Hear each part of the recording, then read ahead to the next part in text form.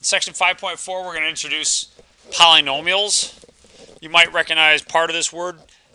The prefix poly means many. So to understand what a polynomial is, it would help us to understand a monomial, many monomials.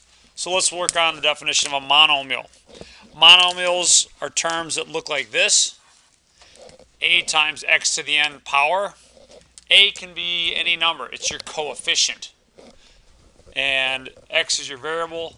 N is the degree of your monomial.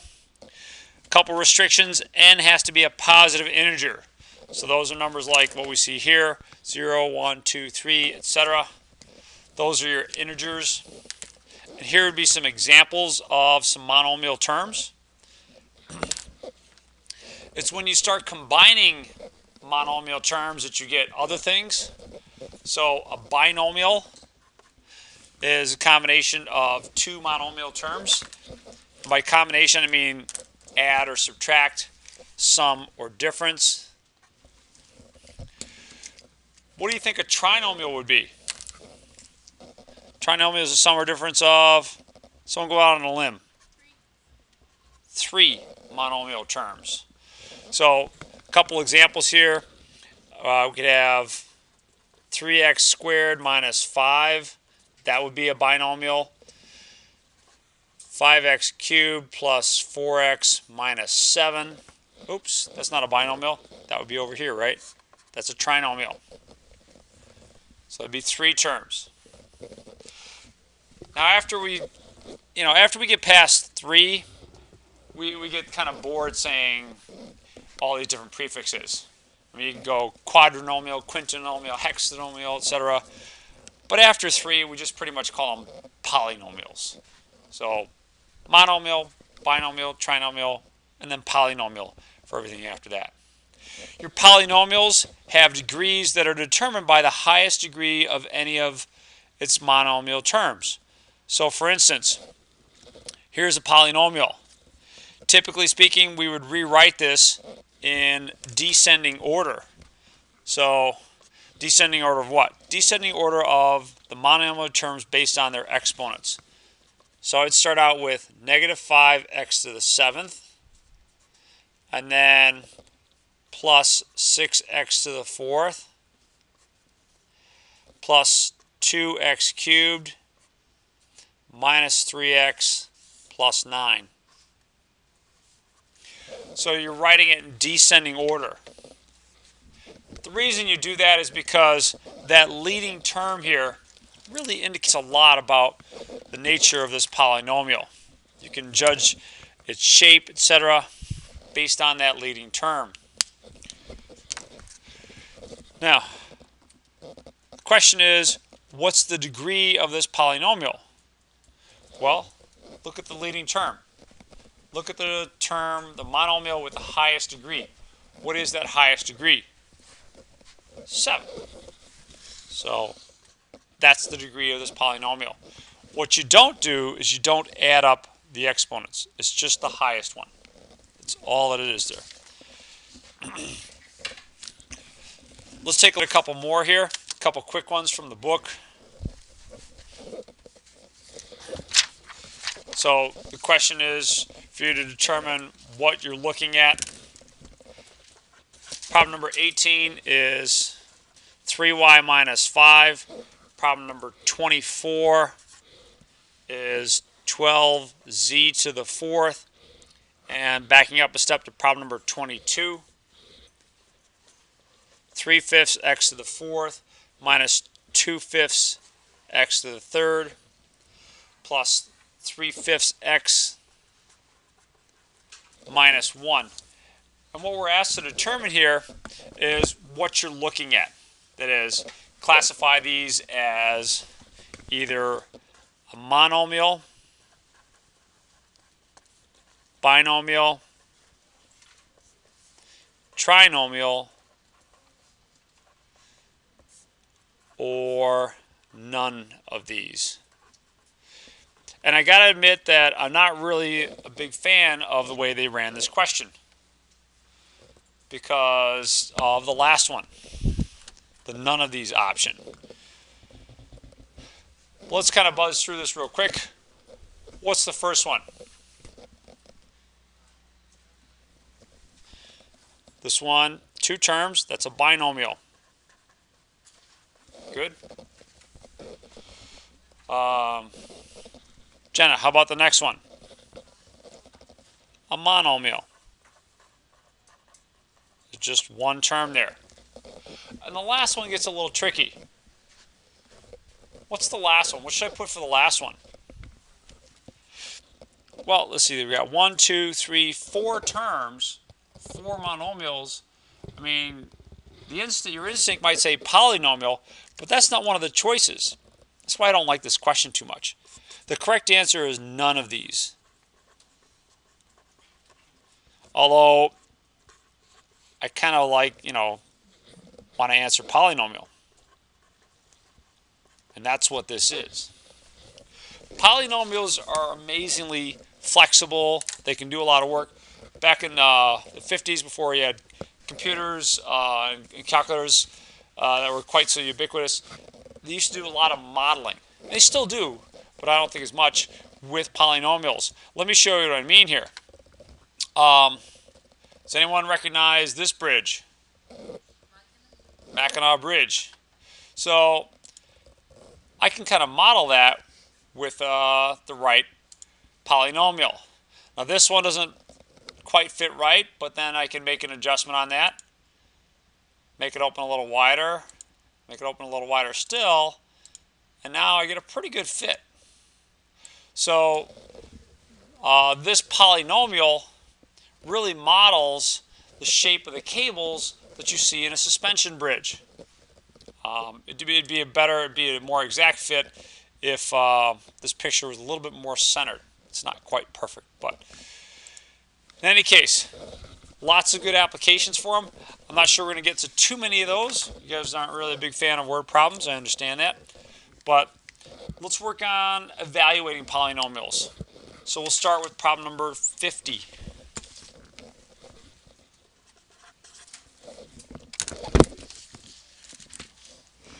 The polynomial that we're given here is x squared minus x plus 7.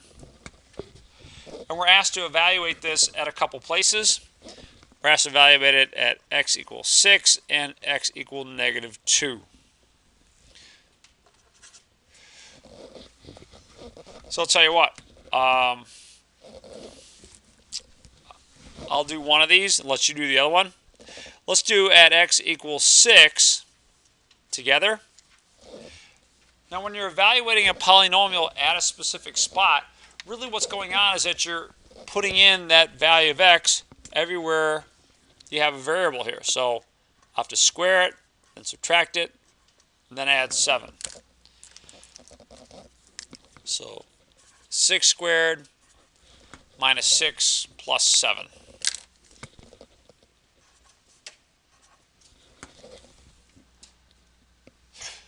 So what's that going to give me? What's 6 squared? 36 minus 6 plus 7 gives me a total of 37.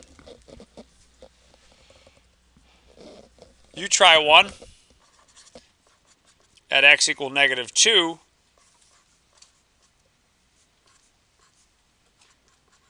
And you want to do the same thing. Put in the negative numbers with parentheses. I mean, I didn't have to do it necessarily with the positive number, but especially with the negative numbers. You have to be careful with entering in those negative values. See if you can't do that one. You can do it you can try it on your calculator if you'd like. There are tricks that you can use on your calculator. I'm not sure I'm going to have the time to show them all here, but there are tricks that you can do. I don't know yet. I haven't calculated it out. Yeah, I think you're right. Let's see if anyone else got that. What'd you get? 13? Good. So we'll start by plugging in a -2 here. -2 squared is +4. Negative and a negative, that's a positive. Add them up, we get 13. Thank you. Let's try Problem number 58. Bless you. X cubed minus 3x squared minus x plus 9. And this time we want to evaluate at x equals 3 and at x equal negative 3. Now, just like the last one, when I enter in a value, I'm going to do so with parentheses. And it's mostly because sometimes I'll have to enter in negative numbers. It's just a good habit, though, to make sure that if I square something or cube something, then I'm squaring or cubing the negatives as well. So 3 cubed minus 3 times 3 squared minus 3 plus 9.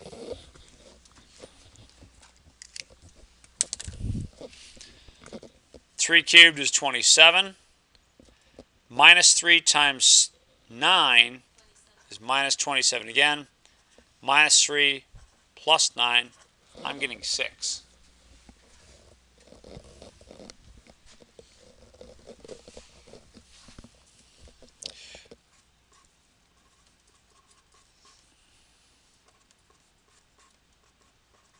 Why don't you try the next one? Try plugging in a negative 3.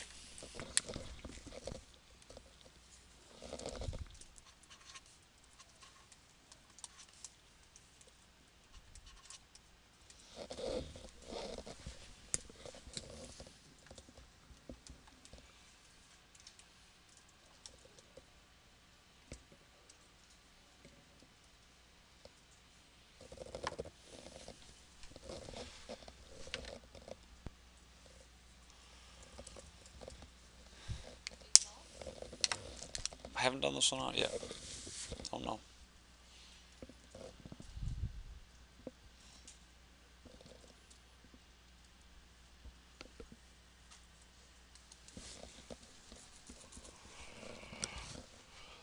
I don't think so. When I cube this, negative 3 cubed, what do I get? Ted? All right, negative 27. And here, let's keep in mind what I got to do first. I've got to square this first. So negative 3 squared is 9. And negative 3 times 9 is negative 27. The double negative here is a plus and a plus 9. Do these cancel each other out? No. So you get minus 54 plus, call it 12. Negative 42.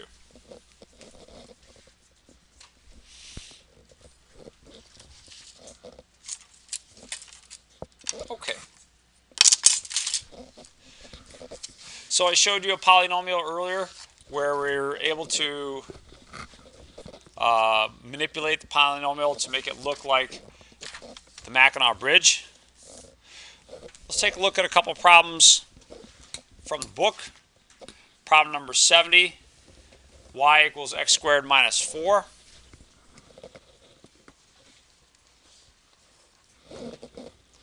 This is your handout. This is the back of your scientific notation handout from the other day. Suppose I wanted to graph this. Then what I've got to do is I've got to plot some points. I've got to pick some points and figure out where they are on the graph. What I would suggest for a problem like this is pick points like this, negative 2, negative 1, 0, 1, and 2, and plug them into this equation. Y equals x squared minus 4. Let's do a couple together. So y equals x squared minus 4. Let's try plugging in a negative 2. Y equals negative 2 squared minus 4.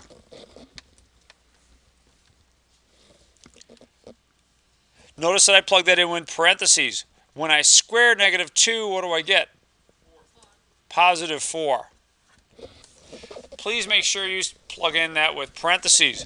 If you didn't use parentheses, if you just said, oh, negative 2 squared minus 4, then really what you should get based on this calculation, would be negative 8. Certainly that's much different. So negative 2 and 0. What's going to happen at 0? What if I plugged in a 0? Can you just read that off? Plugging in a 0 gives you a negative 4. I'll do one other one with you. 2 squared minus 4. Well, 4 minus 4 is 0. So I'm leaving you to do 1 and negative 1. See if you can't figure those out.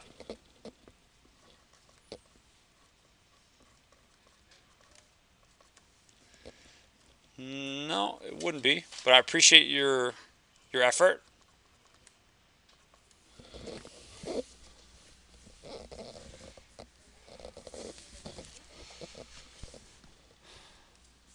All right, so 1 minus 4 is negative 3.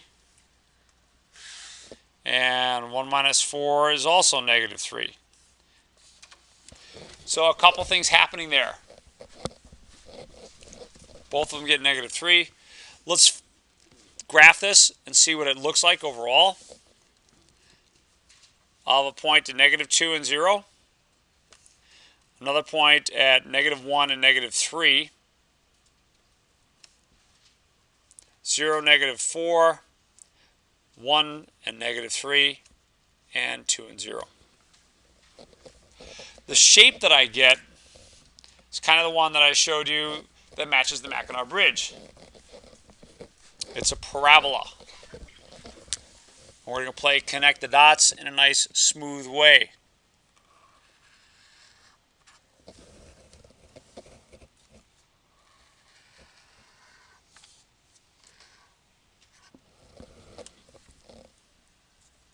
So there's your graph. Nice.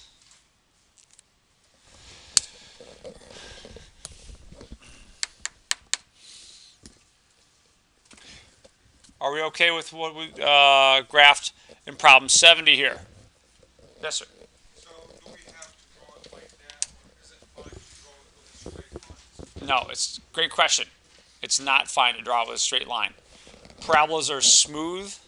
Something that would have the straight line that you're talking about would be like the graph of an absolute value.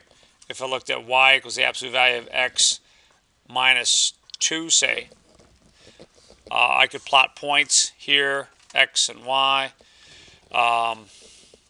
negative 2, negative 1, 0, 1, and 2. And I'll just kind of fill in the points for you real quick. You get 0, negative 1, negative 2, negative 1, 0. When you graph something like this, what you're going to get will have a sharp point on it. I'm not taking great amounts of time to draw this, but the graph of an absolute value does have a sharp point. That's in contrast to the graph of a parabola. So it should be curved. It should absolutely be curved, yes. Let's try another one like problem 70. It's number 74.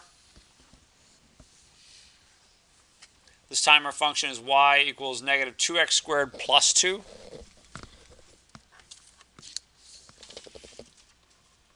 Negative 2x squared plus 2.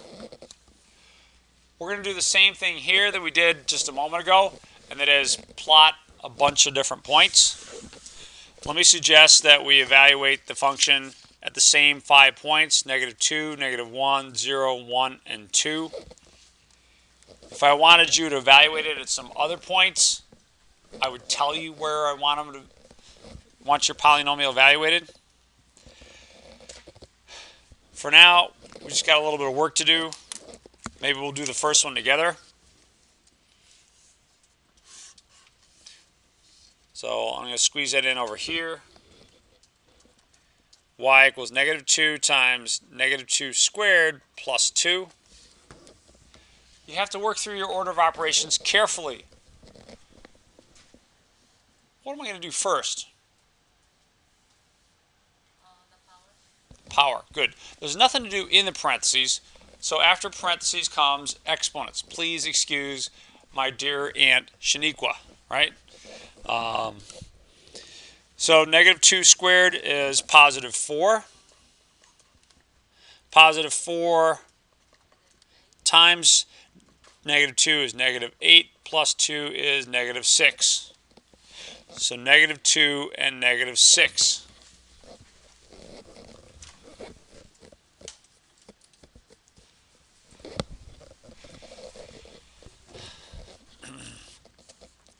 Okay, why don't you try and find the rest of these and then play a little graphing game. Plot those points. I'll come around and try and help out. These are on the back of your handout from the other day. On the back of the scientific notation one.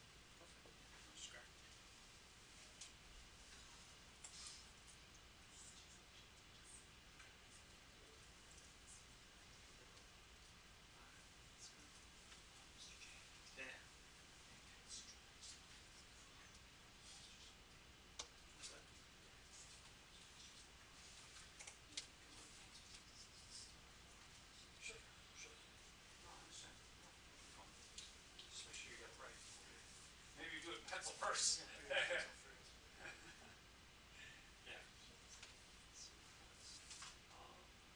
We put in negative 2, and we got negative 6.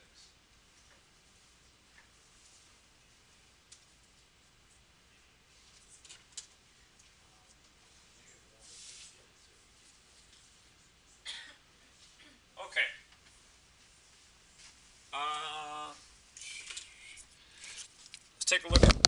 Let's take a look at some of these other points. For instance, at negative 1, y equals negative 2 times negative 1 squared plus 2. So negative 2 times 1 plus 2. Negative 2 plus 2 is 0. At 0, y equals negative 2 times 0 squared plus 2. That term just disappears, so we're left with y equals 2. Now, something unique about parabolas, these kind of quadratic graphs, is a lot of times they have symmetry here. So at 1, you get the same point that I do at negative 1. And at 2, you get the same point that I do at negative 2. You can verify that for yourself. Maybe we'll do one of those. Take a look at x equals 2. Y equals negative 2 times 2 squared plus 2. So that'd be negative 2 times 4, which is negative 8. Negative 8 plus 2 is negative 6. Let's play connect the dots now. We need to put the dots on our page first. So -2 and -6 is down here. Ooh, boy. Kind of ran out of room here, didn't I? -1 and 0 is right on the x-axis. 0 and 2, 1 and 0, and then back down here again at 2 and -6. So it's just a matter of playing connect the dots from here. Do so in a nice smooth manner. So there's half, and I'm just going to, hopefully I don't make you dizzy here. There's the other half. So looks pretty good. Are you comfortable with polynomials? There's not a whole lot that you need to get out of this section. But I'm pretty comfortable with what we've got here. And if you don't have any questions, then I can give you some homework. For homework, let's squeeze that in up top. For homework, try 17 through 57 and 61 through 72. No, 73.